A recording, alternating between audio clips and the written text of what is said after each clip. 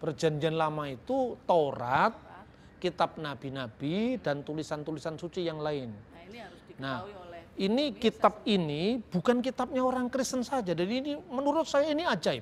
Karena apa? Satu kitab kok bisa diwarisi oleh dua agama yang berbeda. dan itu sama ya semua, Pak. Ini buktinya. Ini salah satu buku ya. Yang ini isinya Bible lengkap, The Holy Bible lengkap. Satu yang disebut Perjanjian Lama kalau kita baca dari kanan ke kiri karena bahasa Ibrani itu seperti bahasa Arab ya, dari kanan ke kiri. Ini yang disebut kitab Taurat, kitab nabi-nabi dan tulisan-tulisan suci. Disingkat dalam bahasa Ibrani Tanak. Singkatan dari Torah, Taurat, Nevim, nabi-nabi, Ketuvim, tulisan-tulisan. Ini mau diterbitkan orang Yahudi, misalnya terbitan Yahudi itu ini misalnya ya, ini terbitan Yahudi. Ini dikenal dengan Tanakh ya, The Torah Prophet Writing. Ini terbitan Yahudi. Terbitan Yahudi ini diawali juga dari kitab Kejadian awalnya ya, dengan ini terjemahan bahasa Inggris. Ini bukan Kristen.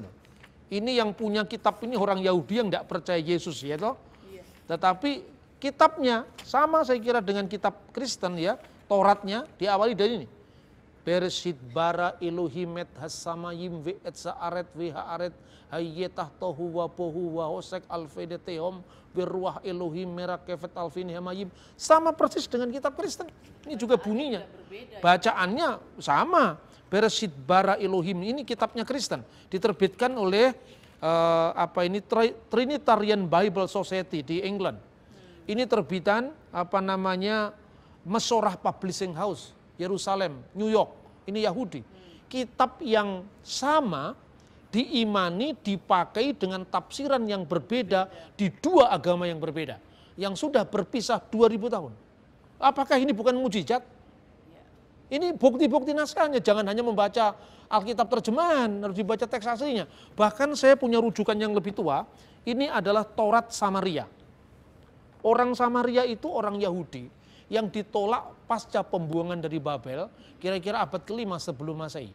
Dia punya Taurat namanya Taurat Samaria.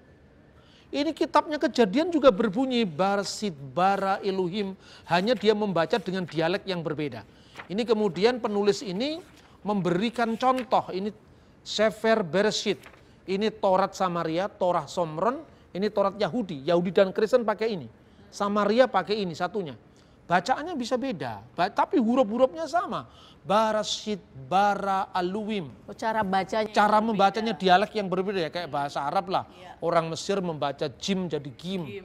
Idza jaa nasrullah, idza gaa nasrullah. Hampir sama dengan itu. Dia tidak membaca Bereshit bara Elohim tapi Bereshit bara Elohim. Karena orang Yahudi Askenazim yang di timur, yang di barat membaca Elohim.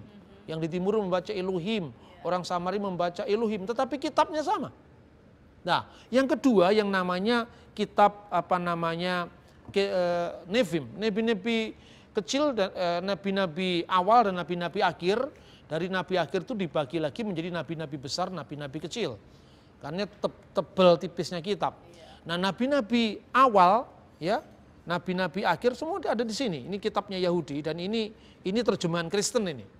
Maka di sini kitab Tanakh, di atasnya Kitabul Muqaddas.